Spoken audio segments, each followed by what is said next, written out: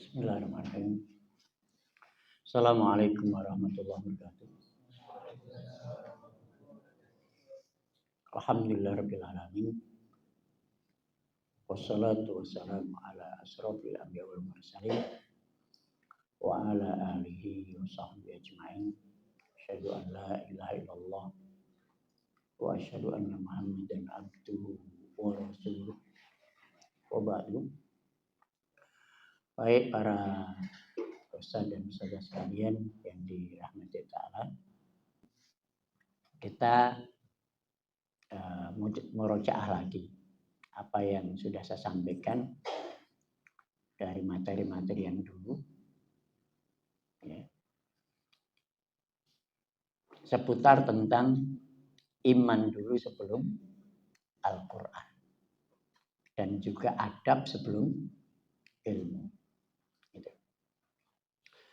Jadi kalau ada pertanyaan,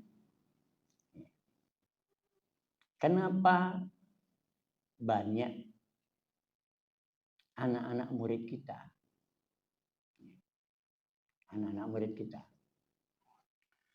yang hafalannya sudah banyak. Mungkin anak kita yang di pondok hafalannya banyak, puluhan, belasan, bahkan sudah hafiz.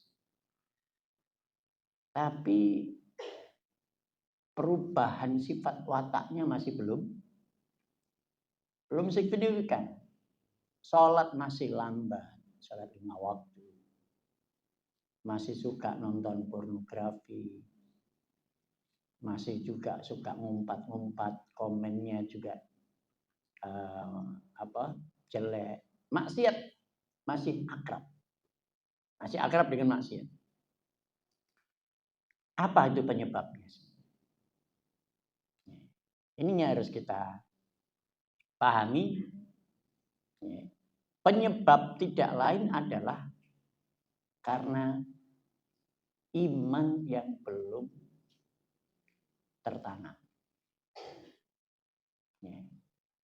Kita menggesa anak untuk tahfiz, tapi tidak menggesa imannya.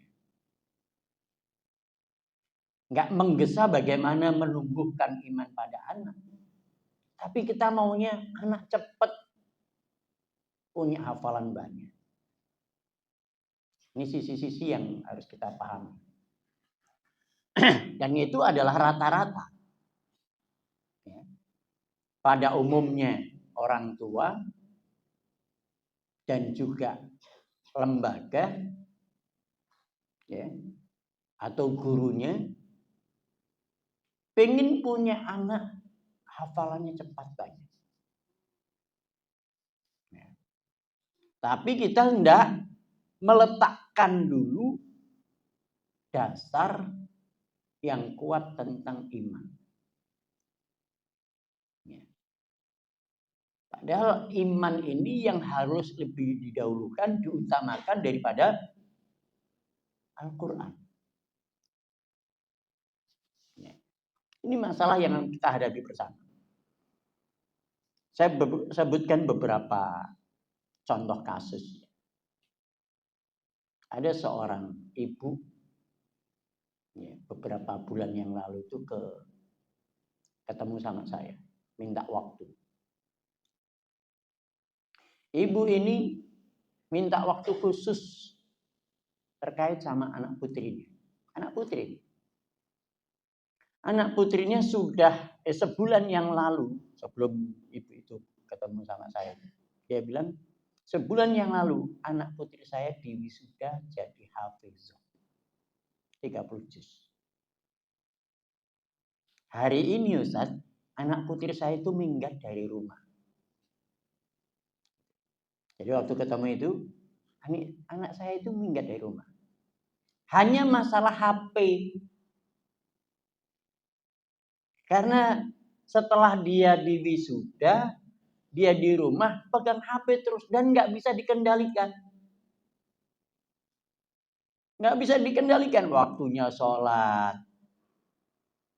Disuruh sholat susah, dibangunkan subuh susah, begadang malam. medsosan. Ya. Pada akhirnya direbutlah HP itu, udah dongkol, dan akhirnya terjadi perang mulut sama anak gadisnya itu. Dan akhirnya dia pilih minggat. 30 juz loh. Maknanya apa ini? Dan mungkin kasus seperti ini banyak. Mungkin nggak sempat minggat, tapi anak-anak yang hafalannya sudah banyak, tapi kesadaran ibadahnya masih jauh. Akhlaknya masih jauh. Ya. Karena kesalahan prioritas. Ya. Kita memprioritaskan tahfiz ya, yang mudah diukur. Kan tahfiz itu mudah diukur. Bisa ditarget tiap hari, nanti dihitung per bulannya berapa, setahunnya berapa, 6 tahun bisa apa, udah berapa juz. Gampang tuh membuat laporan. Tapi untuk akhlak adab ini, imannya susah. Tapi adab ini dan iman itu adalah sesuatu yang sangat mendasar, mendukung tentang akhlaknya.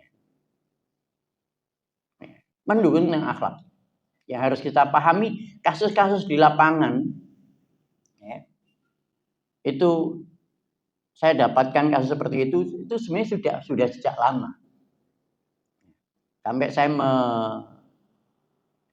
lebih banyak meneliti lagi tentang masalah ini, saya dapatkan satu kesimpulan yang kita salah dalam prioritas. Ya. Kita bermodal apa? Bermodal semangat, tapi tidak di atas ilmu. Bermodal semangat tidak di atas ilmu.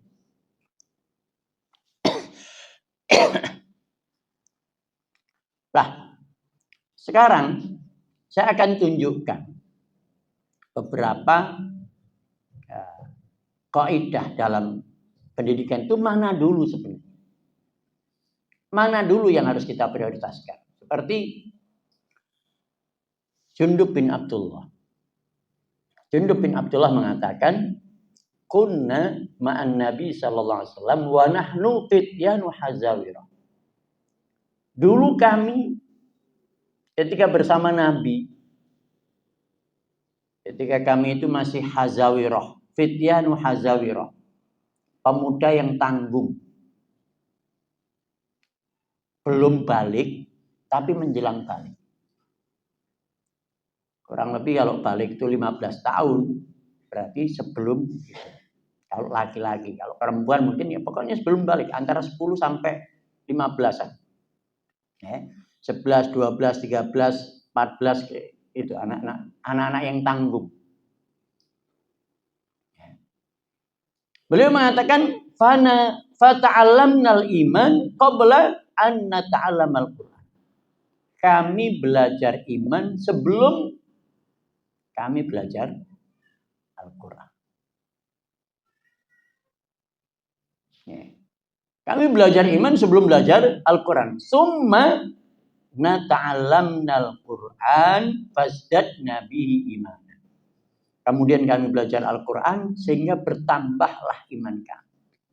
Jadi iman itu diletakkan dulu, ditumbuhkan dulu. Kemudian ketika belajar Al-Quran, Al-Quran itu seperti pupuk. Ya, Al-Quran itu seperti pupuk yang menumbuh suburkan iman. Kata summa di situ berarti ada ditartib untuk urutan. Jadi iman itu menjadi sesuatu yang harus prioritas pertama dan utama. Ya. Jadi itu Rasulullah memberikan pelajarannya dari iman dulu, bukan Al-Quran dulu. Juga Abdullah bin Umar. Qala Abdullah bin Umar, ta'allamnal iman summa ta'allamnal Qur'an. Kami dulu belajar iman, kemudian belajar Al-Qur'an. Fasdatna imanan, kemudian bertambahlah iman kami. Wa antum tata'allamunal Qur'an summa tata'allamunal iman. Adapun kalian sekarang belajar Al-Qur'an baru belajar iman, kebalik. Ya. Masih perkataan Abdullah bin Umar. Ya. Beliau mengatakan, laqad isna burhatan min dahrina wa inna ahaduna yu'tal iman qabla al-Qur'an. Kami dulu hidup generasi yang sebentar. Maknanya ketemu Nabi itu cuma sebentar. Ya. Dan kami diberikan iman sebelum Al-Quran. Kami generasi yang Allah, generasi pertama, ya, itu di Allah berikan iman sebelum Al-Quran. Wa tanzilu surah ala Muhammadin sallallahu alaihi wasallam. Kemudian turunlah surat kepada Muhammad sallallahu alaihi wasallam. Wa nata'allama halaluha wa haramuha wa amaruha wa zajaraha. Kemudian kami belajar halalnya, haramnya, perintahnya, larangannya.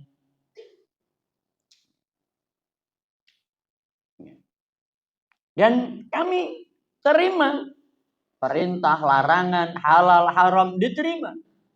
Karena apa? Iman dulu sebelum Al-Quran.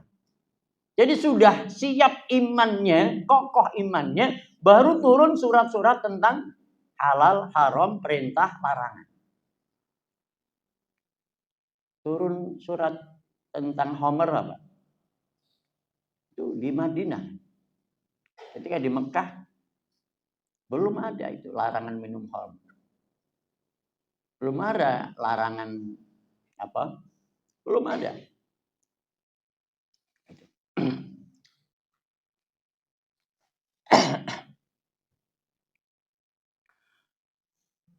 Kemudian laqad ra'aitul yauma rijalan yu'ta ahaduhum al-Qur'an qabla al-iman.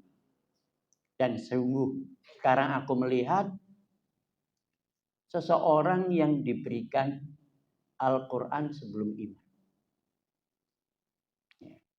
Fayaqra'u ma baina fatihatihi ila khatimatihi ma yadri ma amarahu wala zajarahu wala ma yanbaghi ay yaqifa indahu min. Dia membaca Al-Fatihah sampai akhirnya. Seperti air mengalir dia baca. Ya, hafal. Tapi dia nggak tahu mana perintah, mana larangan, mana haram, mana halal. Itulah anak-anak kita. Ya, apa yang dibaca itu nggak tahu. Mana perintah, mana larangan, mana halal, mana haram.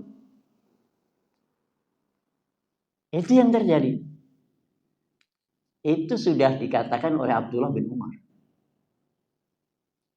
Ya. Sehingga karena nggak tahu itu, sehingga mereka terbiasa dengan larangannya diterjang, perintahnya diabaikan. Ya. Kewajiban-kewajiban dilalaikan. Karena kita hanya mengejar hafalan. Ya. Masih perkataan Abdullah bin Umar. Qala inna kunna suduro hadhil ummah wa kana rajul min khiyari ashabi Rasulullah sallallahu wa salihihim ma yuqimu illa suratan minal Qur'an aw asbahu dzalika. Kami dulu adalah umat yang terbaik. Umat yang ditonjolkan oleh Allah Ta'ala untuk jadi teladan. Dan di antara kami, para sahabat itu, yang terbaik dari mereka hanya hafal satu surat dari surat-surat Al-Quran. Di antara mereka hanya hafal satu surat ya, dari surat-surat Al-Quran. Wa kana al-Quran saqilan alaihim. Quran itu, ngapal Quran itu bagi mereka sangat berat. Susah ngapal.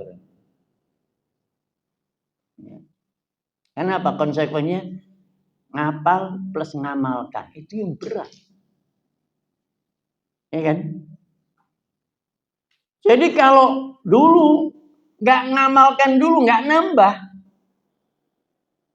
Nggak nambah. Ngapal ayat lagi enggak. Sebelum dia juga mengamalkan ayat itu.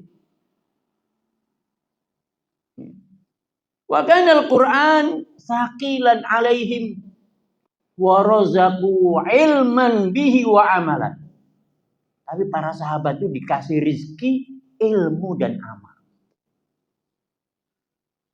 Ilmu dan amal. Walaupun sedikit tapi diamalkan. Merubah hidup mereka. Wa inna akhiru hadzal ummah. Adapun umat akhir ini, kata Abdullah bin Umar, yakhifu alaihimul Qur'an, sangat mudah menghafalkan Quran. Hatta yaqra'uhu shabi wal ajam, sampai anak-anak dan orang ajamnya mudah ngapal. Ya. La ya'lamuna minhu syai'an, tapi enggak tahu sedikit pun apa isinya. Enggak tahu apa. Perintah larangannya, halal haramnya. Jadi kalau para sahabat dulu dikasih rezeki, amal. Al-Quran itu untuk dipelajari, untuk diamal. Al-Quran itu dihafal untuk diamalkan, diambil, jadikan petunjuk, hudan linnas. Sekarang Al-Quran itu hanya sekedar dihafal untuk lomba-lomba. Untuk pajangan, untuk pamer. Kalau orang tua pamer, anakku udah sekian juz. Ya. Lembaganya, sekolahnya pamer, anakku udah sekian juz. Ini udah tertinggi, ini udah 30 juz. Di wisuda kasih. Sekedar itu. Ya. Jadi kata Abdullah bin Umar ini benar memang. Bahwasanya Al-Quran itu sudah bukan jadi petunjuk dan pedoman hidup lagi. Ya. Lihat sekarang Al-Quran itu untuk ditulis surat Yasin, surat ayat kursi, tempel di warung-warung, di toko-toko, penglaris rezeki, pengusir setan. Al-Quran hanya untuk mengusir setan, untuk ruqyah, untuk lomba-lomba. Ngapal Al-Quran itu apa? Untuk meruqyah, ini ayat yang paling jitu untuk mengusir jin. Bukan lagi sebagai hudan linnas. Jadi Al-Quran itu sekalian, kalau kita beli motor merek misalkan Honda, saya bukan sponsornya Honda ya, untuk memudahkan contoh. Kalau kita beli motor Honda atau mobil Honda, maka kita akan dapat buku petunjuk perawatan. Dari mana? Dari Honda. Honda yang mendesain, Honda yang merancang, Honda yang mewujudkan motor itu, kendaraan itu, maka dialah yang paling tahu tentang bagaimana merawat motor itu supaya sehat, awet. Lakukanlah perawatan seperti petunjuk yang dikeluarkan oleh Honda. Jangan dirawat dengan petunjuk Yamaha atau Vespa. Rusak. Lah manusia itu kan produknya Allah.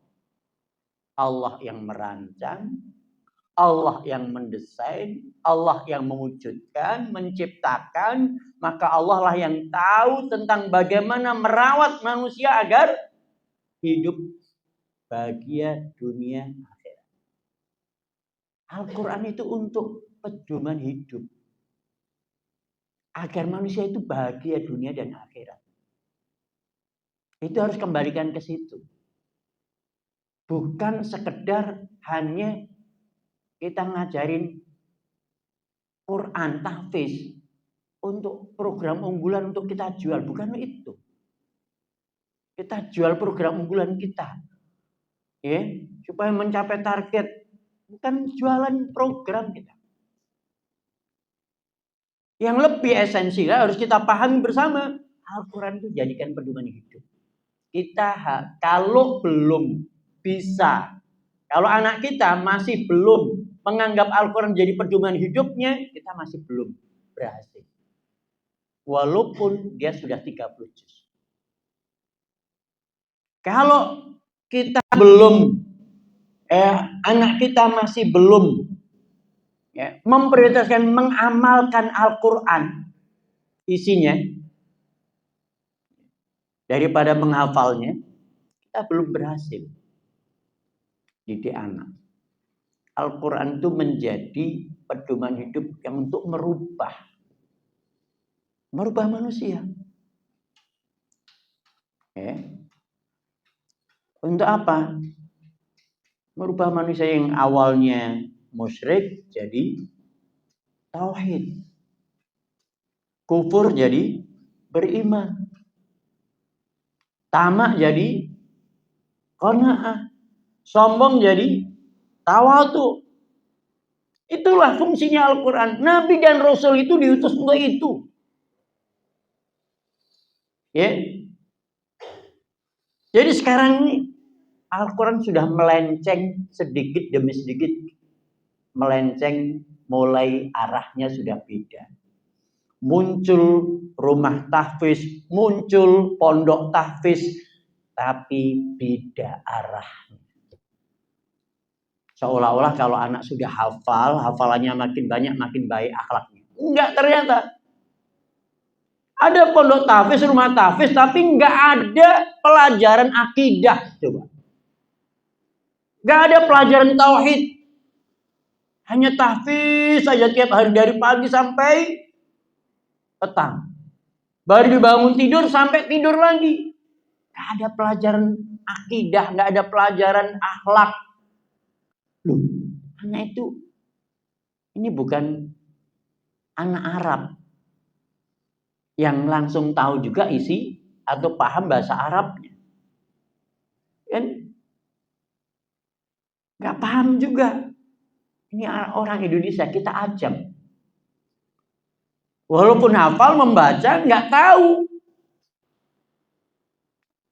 Nah, kita menyayangkan kok ada muncul rumah-rumah tahfiz seperti jamur di musim penghujan, pondok tahfiz, tapi nggak ada pelajaran adab, nggak ada pelajaran akidah, iman. Padahal ini akidah, tauhid, iman ini menjadi prioritas pertama dan utama. Tapi kok malah nggak ada di rumah tahfiz. Tanda tanya besar. Untuk apa Al-Quran ini? Hanya sekedar dihafal. Hanya sekedar dihafal.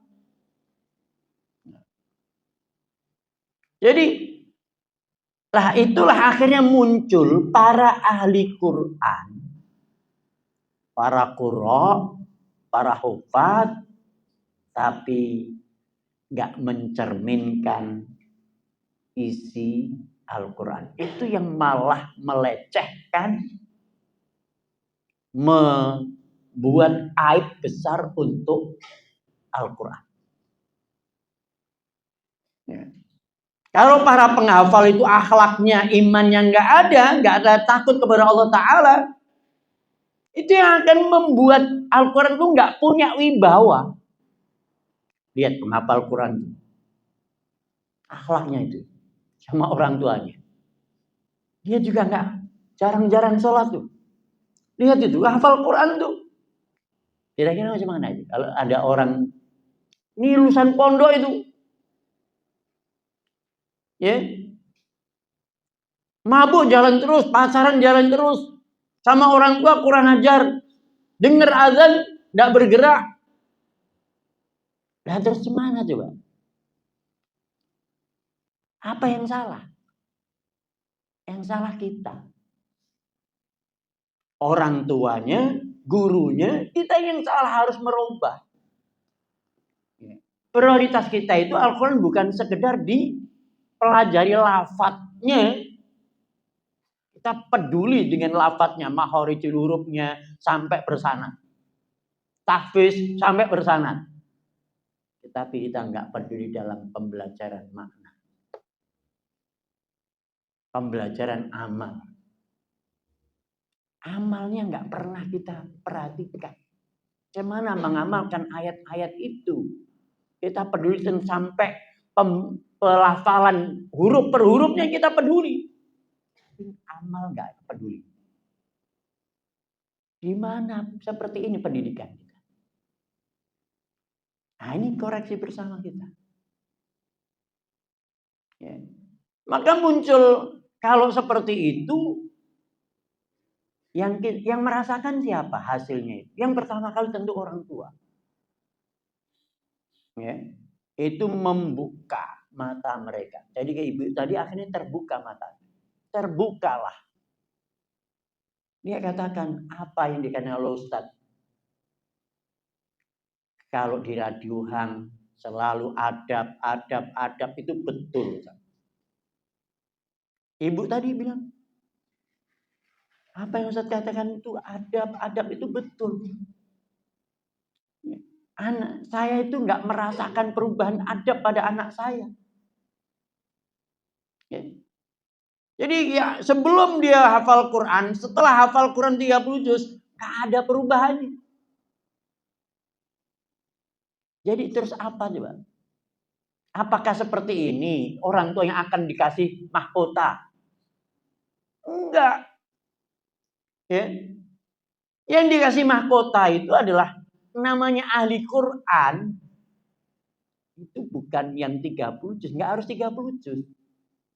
Coba buka kembali tulisan saya itu yang mungkin Ustaz Laudi pernah dapat tiap hari Jumat.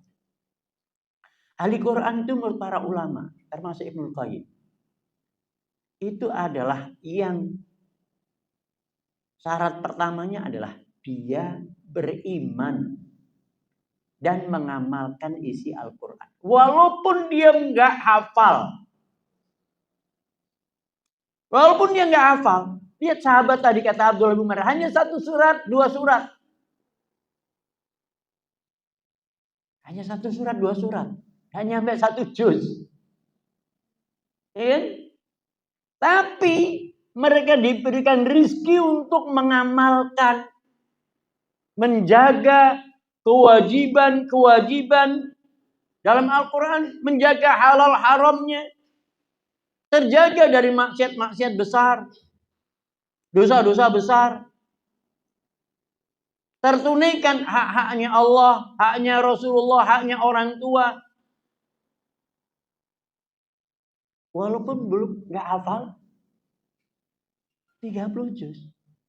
Kalau hafal 30 juz itu menyempurnakan kesempurnaannya ahlul Quran, ahlullah wa khasatuh, keluarga Allah, dan keistimewaannya itu adalah hafal itu 30 juz itu adalah keutamaan, penyempurnaan, bukan syarat utama.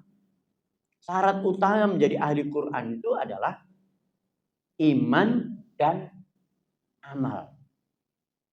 Mengamalkan isi kandungan Al-Quran. Ya. Mengimani Al-Quran sebagai kalamullah dan petunjuk untuk manusia.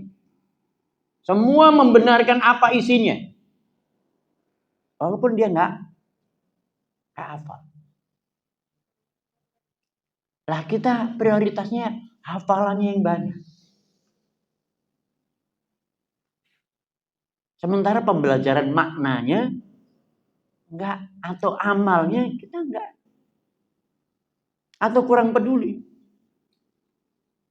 Itu.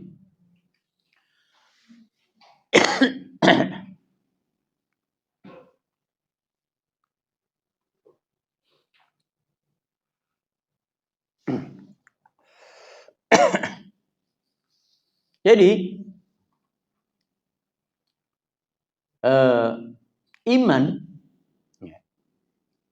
iman di situ, lihat kalau di awal urutan surat Al-Quran itu diturunkan itu surat-surat mufassal dulu, surat-surat mufassal, surat-surat pendek, ayat-ayat yang ayatnya pendek-pendek, dan dimulai dari Iqra bismi rabbikal ladzi khalaq dan seterusnya. Ayat-ayat pendek dan juga surat pendek itu dan surat mufassal itu bicara tentang apa? Bicara tentang surga neraka, bicara tentang malaikat, bicara tentang hari akhir, bicara tentang Allah, kuasanya Allah. Dia belum bicara tentang halal haram. Ya. Jadi iman kepada siksa kubur, hari kebangkitan, surga, neraka, itu kisah-kisah di dalam surat-surat yang ayatnya pendek, suratnya pendek. Itu yang surat-surat Makkiyah biasanya. Selama 13 tahun Rasulullah SAW di Mekah, ya, itu surat-surat mufassal. Ya. Sebagaimana dikatakan oleh Aisyah radhiyallahu anha.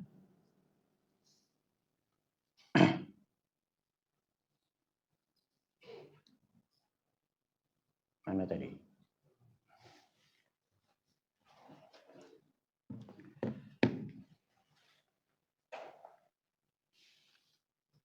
Sudah makin kabur.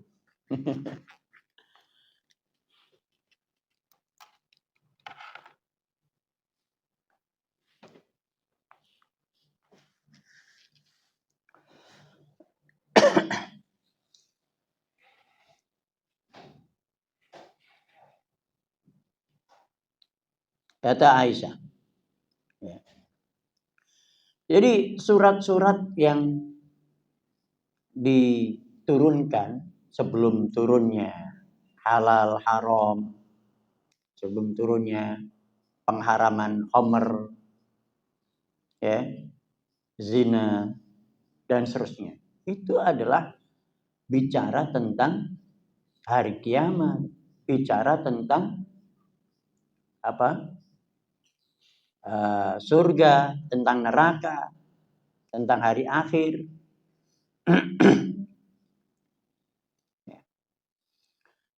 Aisyah mengatakan ketika ditanya,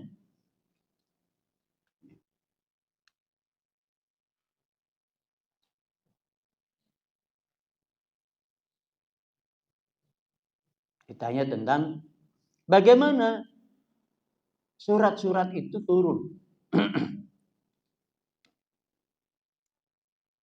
Maka Aisyah berkata, sebagaimana disebutkan dalam Sahih Bukhari, ya, Ummul Mukminin Aisyah mengatakan, innama nuzila awwalu ma nuzila surah minal mufassal fiha zakara al-jannah wan nar.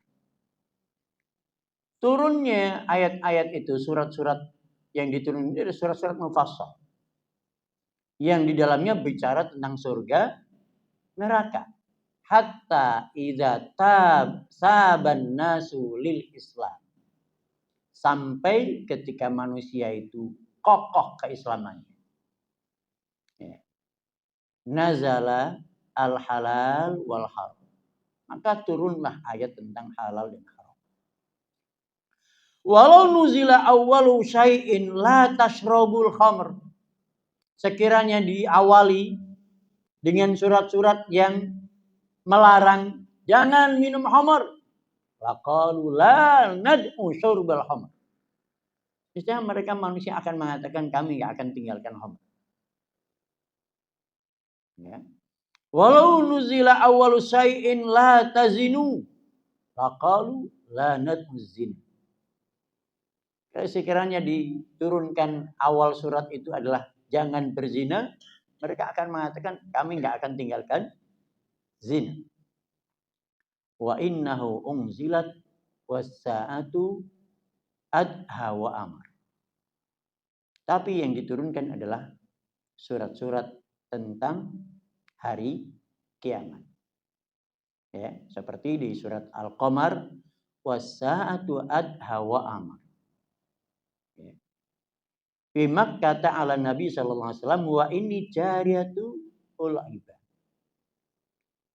Ketika di Mekah surat ini diturunkan, aku masih anak kecil yang sering bermain-main.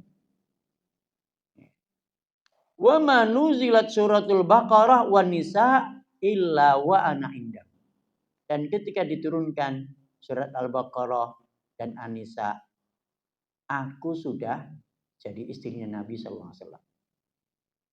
Ya. Jadi ketika beliau sedang bersama Rasulullah. Maknanya surat An-Nisa, surat Al-Baqarah, surat Ali Imran tentang halal dan haram, tentang ini riba dan seterusnya, itu adalah setelah manusia memiliki kekokohan iman. Nah sekarang anak kita belum memiliki iman tapi udah disuruh dilarang. Udah ada larangan. Ya. Ada perintah untuk sholat, perintah untuk ya memang wahyu sudah sempurna, semana lagi. Tapi kan ada prioritas. Makanya anak kita susah untuk meninggalkan yang haram, selalu diterjang, kewajiban diabaikan. Karena sebab apa? Imannya belum kokoh. Ya, imannya belum kokoh.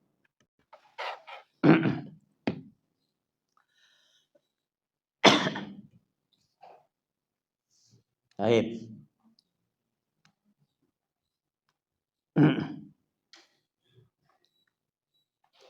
Jadi bagaimana manhaj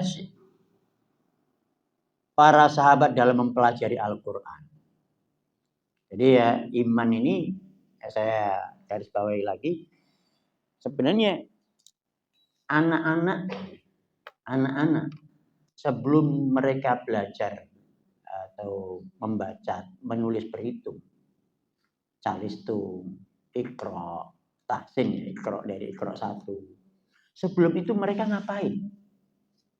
Sebelum itu apa yang dilakukan oleh orang tua? Masa-masa sebelum 7 tahun misalnya. Sebelum 7 tahun. Atau 0 sampai 7 tahun. 7 tahun pertama itu anak sebenarnya diapain? Mereka belajar apa? Kalau misalnya calistung mulai 7 tahun misalnya. Nah sebelum itu mereka belajar apa? Apa yang mereka ini? Iman sebenarnya. Mengenalkan Allah pada anak. Bagaimana anak itu kenal Allah? Mengenali kebaikan Allah pada anak. Bagaimana anak itu merasakan ini loh pemberian dari Allah. Allah sudah baik sama kamu, sama kita. Menyediakan udara, kita nggak susah untuk menghirup udara. Kita nggak susah minum air yang kita butuhkan. Kita butuh tiap hari itu. air. Tiap detik kita butuh udara. Nggak susah. Siapa yang menyediakan semuanya? Allah. Ya. Jadi itu sebenarnya yang selalu harus dibicarakan ketika anak itu belum mau diajari calistung, belum diajari tahsin, iqra. Di situ. Plus pembiasaan adab. Ya. Plus pembiasaan adab. Adab itu bukan pelajaran teoritis. Adab itu pelajaran praktek. Pelajaran praktek. Jadi dari awal anak itu disuapi sama ibunya, mestinya di saat itulah dia belajar adab makan. Mendengar dari lisan ibunya doa sebelum makan, setelah makan. Ketika netek sama ibunya nyuapin, disuapin, dia belajar sudah mendengar doa sebelum dan sudah makan. Ketika tidur sama ibunya dikelonin, dia belajar doa sebelum tidur. Dengar dari ibunya. Bangun tidur dia, ibunya mentalkinkan lagi. Anakku udah bangun. Anak soleh udah bangun. Baca doa. Alhamdulillahilladzi ahyana ba'da ma amatana wa ilaihi nusyur. Anak begitu mendengar. Dari hari pertama dia lahir sampai. Jadi adab yaumiyah itu didengar dari ibunya. Itulah adab itu sebenarnya aturan hidup.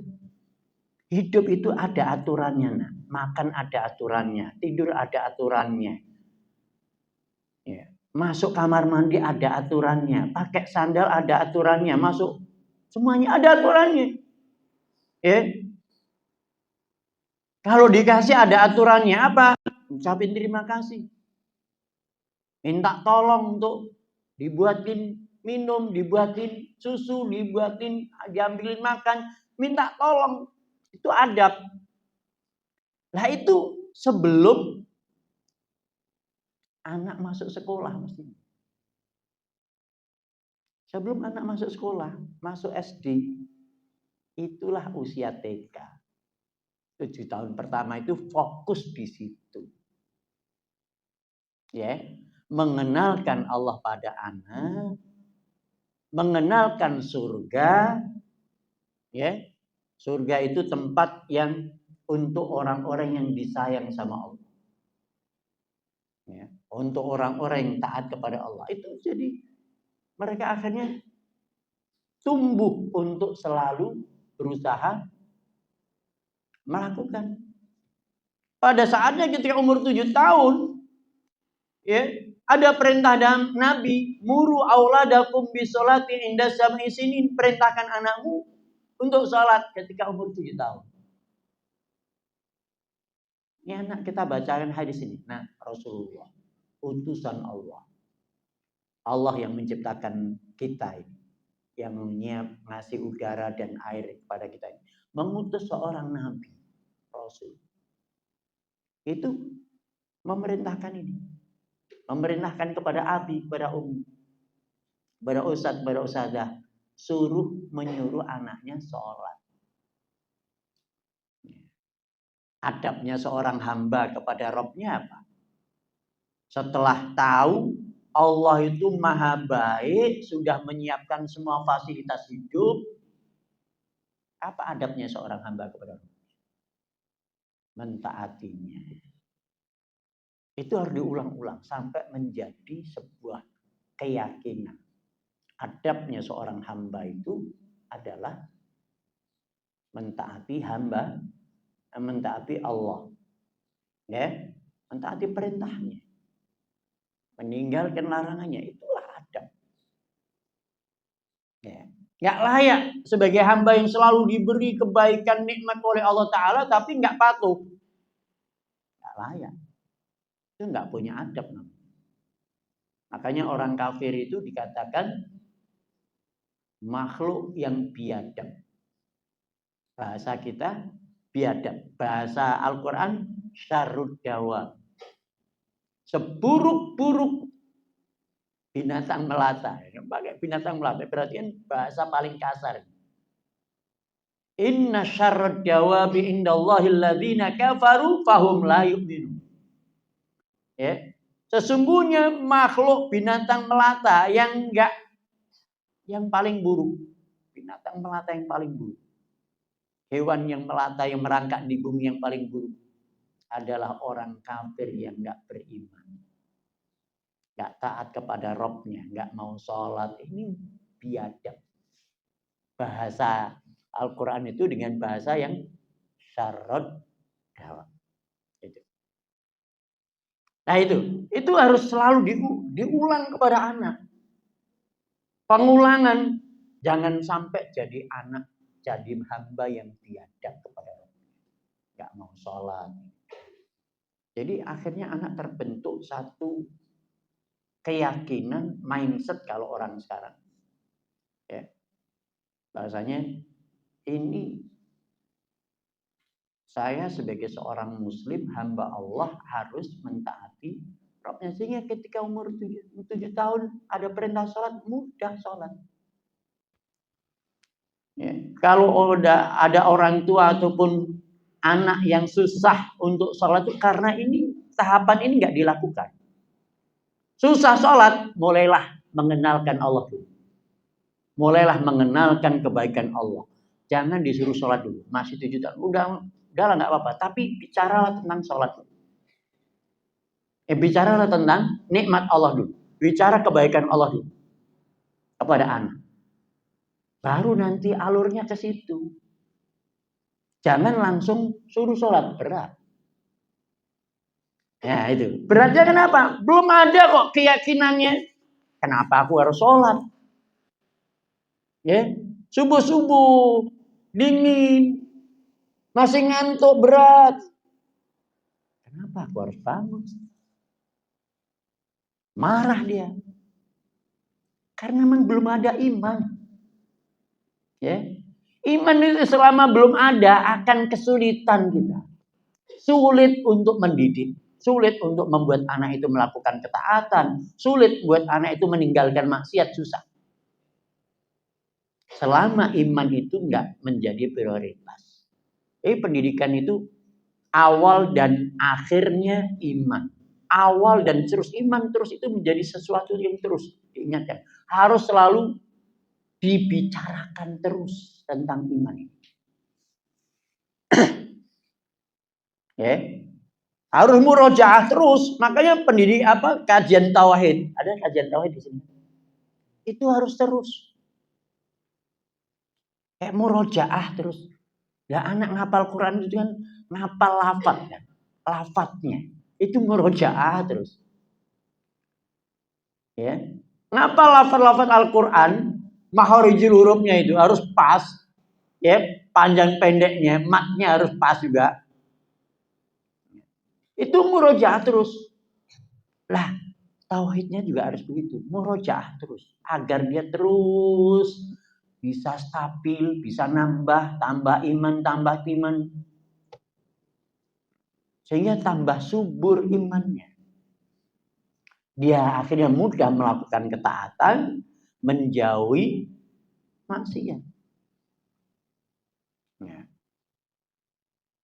Baru kemudian kita bicara bagaimana manhaj para salaf dulu belajar Al-Quran.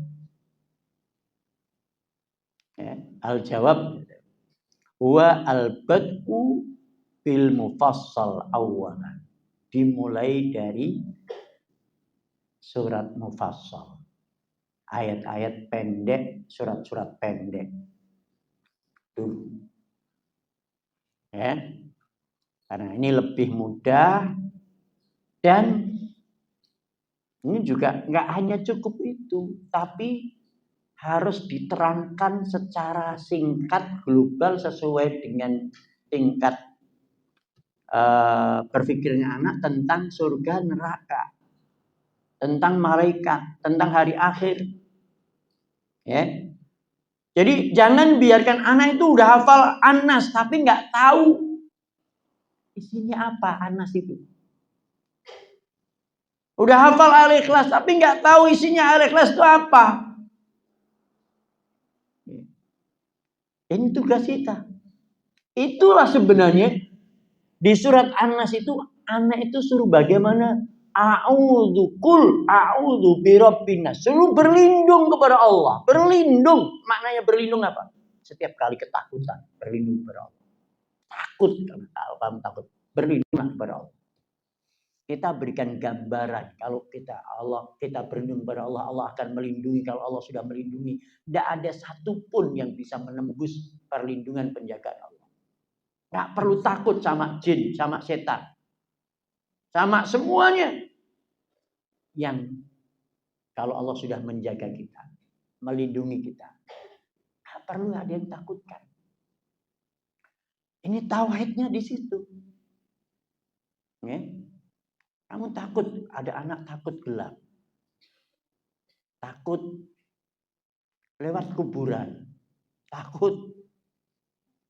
Ya. Apalagi tontonannya apa? Horor. Film-film horor. Takut terus. Ya. Listrik mati, PLN mati. Bingung, takut, histeris. Tauhid.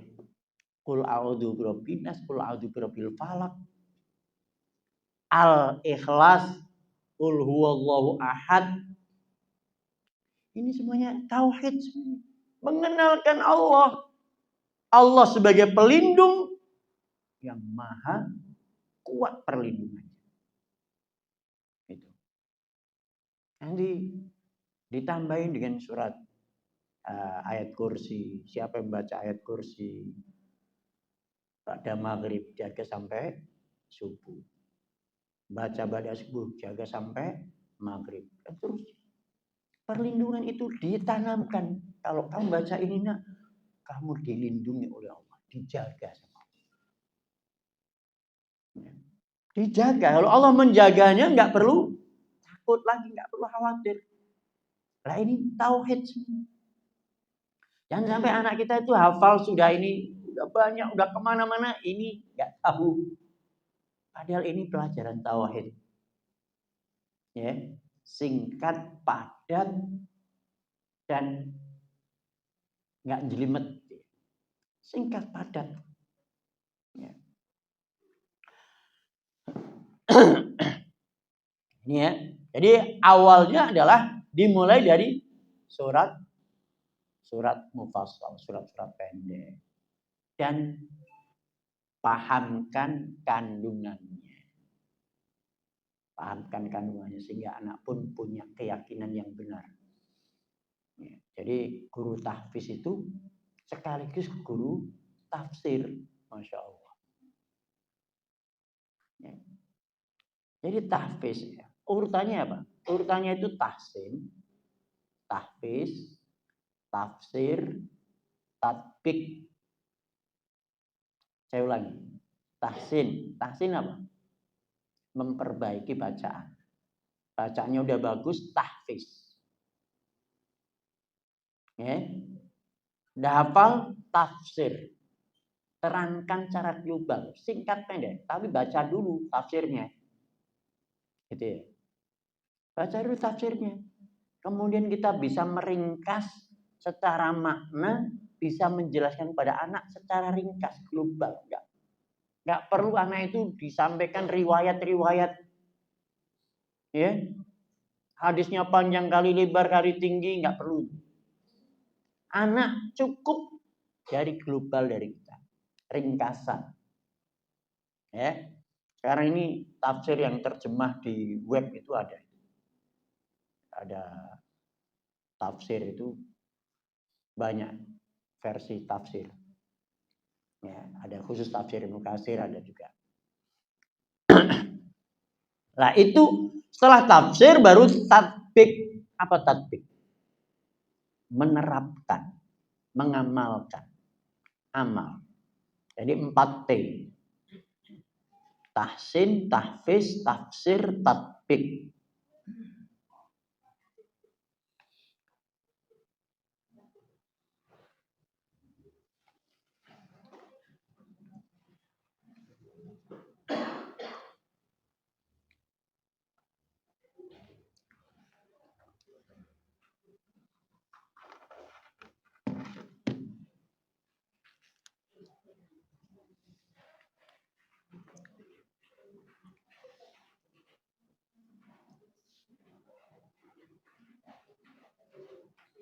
Dalam Sahih Bukhari, wa fi Sahihil Bukhari, bab ta'lim sibyan Al-Qur'an. Dalam Sahih Bukhari ada bab mengajarkan anak Al-Quran. Mengajarkan Al-Quran pada anak. Ada riwayat dari Sa'id bin Jubair. Qala, dia mengatakan, innal ladzi tad'unahul mufassal huwal muhkam. Qala wa qala Ibnu Abbas radhiyallahu anhuma jama'tul muhkam fi ahdi Rasulullah sallallahu fa qultu lahu wa mal muhkam qala al mufassal.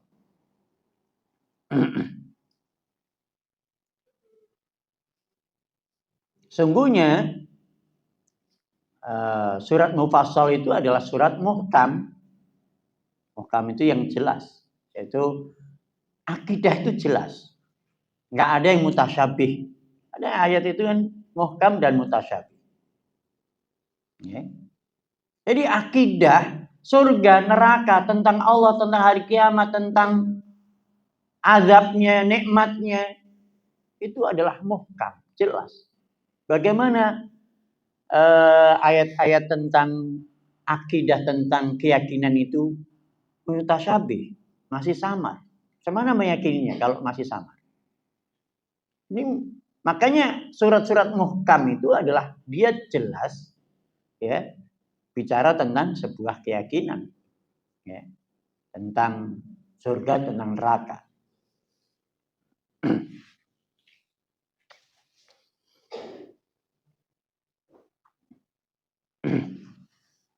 Jadi Ibnu Abbas ketika ditanya, "Wa mal muhkam?" Apa itu muhkam?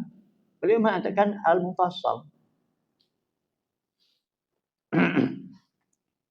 Surat yang pendek.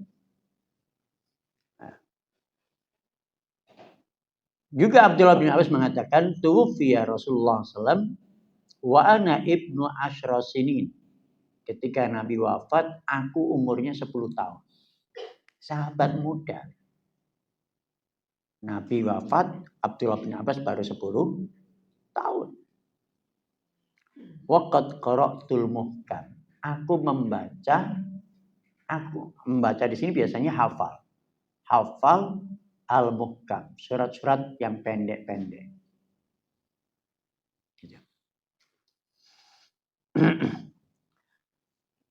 Fa Ibnu Abbas hina bada'a fi zaman Rasulullah SAW bada'a bil mufassal al-muhkam. Maka Abdullah bin Abbas pun memulai di zaman Nabi SAW belajar Al-Quran dari yang muhkam, yang pendek, yang singkat, dan bicara tentang surga, neraka, tentang Allah, tentang malaikat, tentang itu rukun iman. Ya.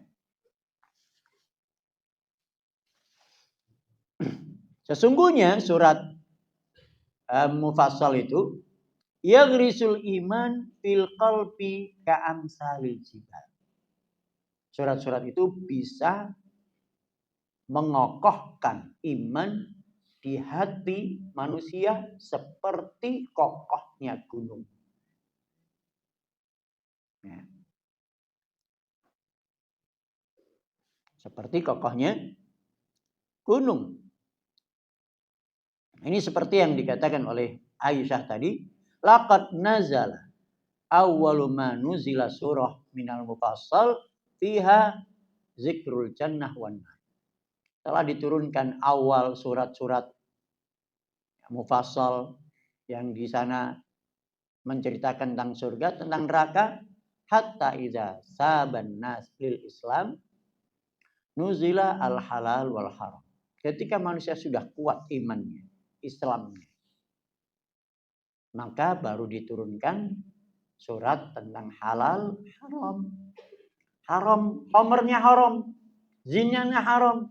Maka mereka ketika turun haramnya homer, maka Madinah itu jadi banjir homer. Semuanya ditumpahkan. Ya, tuak-tuak yang mereka buat itu tumpah semuanya. Ya. Ditumpahkan semuanya. Dengan senang hati. Kenapa? Imannya sudah kuat. Tapi kalau ini nggak ada, om masih hobi kok enak kok. Hobi tuh. Hobi mabuk tiap hari. Ya, tapi belum ada iman, suruh ninggalin susah. Tapi udah ada iman. Apapun, kalau ini adalah tuntutan Allah Ta'ala, maka semuanya akan ditinggalkan. Jadi ini manhajnya para sahabat dalam belajar Al-Quran. Kemudian mereka belajar Al-Quran itu nggak diborong. Nggak diborong. Lihat Al-Quran diturunkan berapa tahun? Berapa tahun diturunkan? 23 tahun. Tadi kita borong, kita hafal setahun. 2 tahun sama anak kita. Ada program hafal setahun, 2 tahun. Itulah. Makanya hanya sekedar hafal. Seperti yang dikatakan oleh Abdullah bin Umar tadi. Ya. Akan muncul satu masa Al-Quran itu mudah dihafal oleh anak-anak dan orang ajam. Seperti mereka mengalir mudah. Tapi nggak tahu apa isinya. Halal haramnya. Perintah larangannya nggak tahu. Akhirnya nggak ada manfaat untuk penghafalnya. Ya. Nggak ada manfaat untuk penghafalnya. Kecuali hanya sedikit. Makanya iman itu landasannya. Kalau iman itu sudah ada, baru kemudian dikembali diajarkan Al-Quran dan ada tafsirnya, pembahasan tafsir singkat tadi, itu akan menumbuh suburkan iman. Sebenarnya termasuk pembelajaran iman itu apa? Mengajarkan mengenal Allah melalui ayat-ayat yang dilihat. Ayat-ayat yang dilihat. Makhluk-makhluk Allah. Ya. Tadi mengenal Allah melalui atau mengenal surga neraka melalui ayat-ayat mufassal. Itu bisa mengenal Allah melalui makhluk-makhluknya. Di kitab Ushul Salasah dikatakan apa? Wa idza qila laka bima arafta rabbaka. Dengan kalau engkau ditanya, dengan apa engkau mengenal Rabb? Bi ayatihi wa makhluqatihi. Dengan ayat-ayatnya dan makhluk-makhluknya. Jadi guru IPA, ini guru IPA, itu sebenarnya guru yang bisa mengenalkan Allah melalui makhluk-makhluk Allah. Biologi, sunatullah, hukum sunatullah, gravitasi bumi. Ya. Benda jatuh ke pusat bumi. Semua benda itu jatuhnya ke pusat bumi. Ini hukum sunatullah. Siapa yang membuat hukum ini, aturan ini? Kenapa benda itu kalau jatuh mesti tegak lurus? Nggak ada yang miring. Ya, tapi tegak lurus. Siapa yang buat aturan ini? Nah itu. Kalau ada dua tempat kemudian dihubungkan dengan selang, kenapa membentuk permukaan yang sama? Siapa yang buat aturan ini?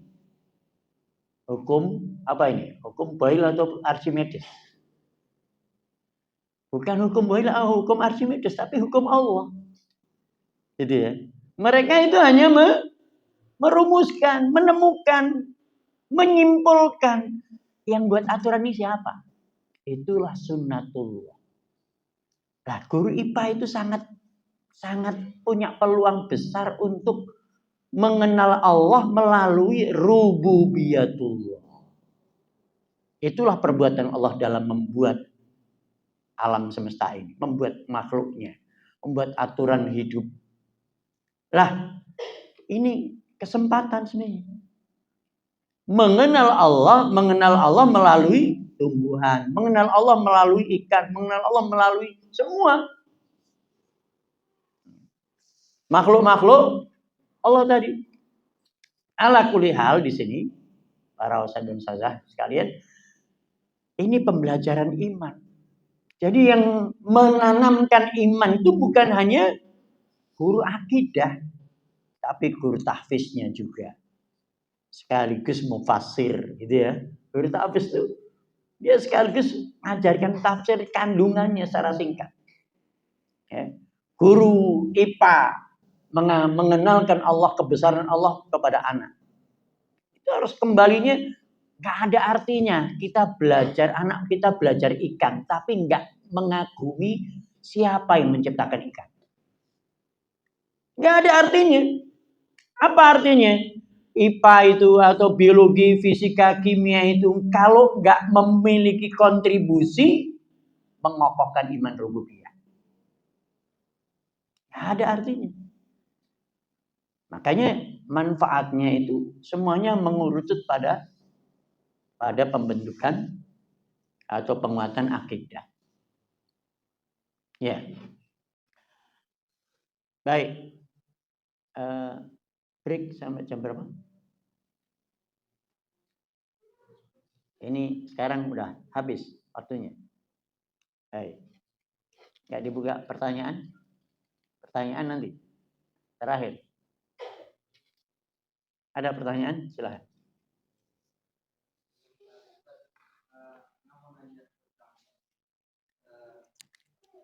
Ketika Umar bin Khattab itu dia mempelajari soal Al-Baqarah sampai beberapa kali sebelumnya. Jadi kalau Anda melihat beberapa riwayat hadis itu memang ada keutamaan Al-Baqarah ini sangat luar biasa yang apa yang dipelajari. Yang anak mau tanyakan keutamaan apa yang akhirnya Umar bin Khattab lebih memilih Al-Baqarah yang dipelajari.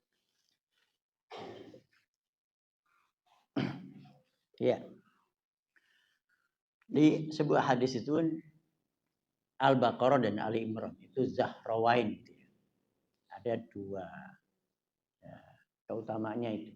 Mungkin setiap orang itu sebenarnya punya kesan. Setiap orang itu punya kesan yang mendalam dari setiap ayat-ayat Al-Quran ataupun surat. Itu beda-beda. Ada yang terkesan dengan surat Al-Baqarah, ada yang terkesan dengan surat Ali Imran, ada yang terkesan dengan surat An-Nisa, ada yang terkesan dengan surat Yasin. Mana yang ini? Ya terserah, mana aja yang paling berkesan itulah yang paling utama untuk kita. Ya, itu penjelasan dari Ibnu Taimiyah dan juga Ibnu Qayyim.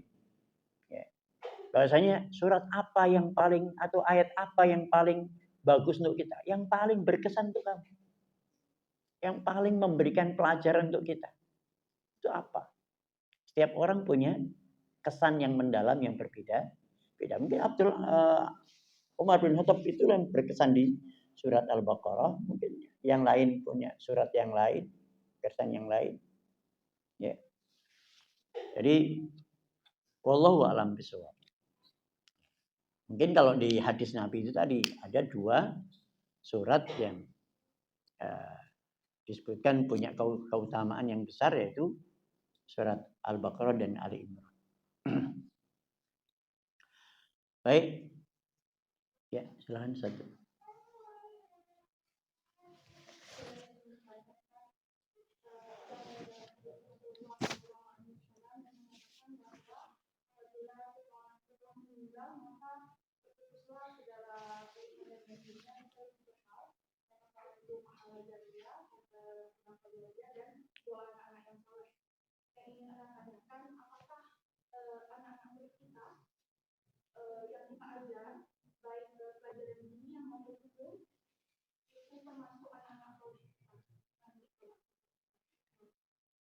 Iya. Idza mata ibnu Adam in qata amalu. Kalau anak Adam meninggal, terputus amalnya. Maknanya dia nggak bisa nambah pahala. Illa min salasin. Kecuali dari tiga perkara. Shadaqatin jariyatin, sedekah jariah, aw ilmin yuntafa'u bihi, atau ilmu yang bermanfaat, aw waladin shalihin yad'ulah, atau anak soleh yang mendoakan. Lah anak soleh yang mendoakan ini adalah anak kandung, bukan anak didik. Ya, anak didik itu bermanfaat dari si ilmu, aw ilmin yuntafa'u bihi tadi. Ilmu yang bermanfaat. Jadi walaupun belum punya atau nggak punya anak, tapi dia aktif mendidik, ya, ilmu yang bermanfaat yang tadi diamalkan anak didik kita ikut mengambil, mendapatkan bagian. Ya. Apalagi ada titik balik karena sebab nasihat dari ustadz atau ustadzah. Awalnya degil, jadi anak soleh. Setelah dinasihati, Masya Allah, perubahan ini dari degil jadi soleh itu kan luar biasa. Awalnya terancam neraka, ya. Jadi masuk surga, ahli surga nih. Awalnya nggak mau sholat, dinasihati sama ustadz-ustadzah. Ini luar biasa. Setiap kali sholat ngalir kepada ustadzahnya, ustadz yang nasihati. Nah itu ilmu yang bermanfaat. Ya. Allahu a'lam bishawab. Cukup ya. Baik, insyaallah kita lanjutkan lagi setelah break. Kita dulu dengan subhanakallahumma hamdaka asyhadu an la ilaha illa anta astaghfiruka wa atubu ilaik. Assalamualaikum warahmatullahi wabarakatuh.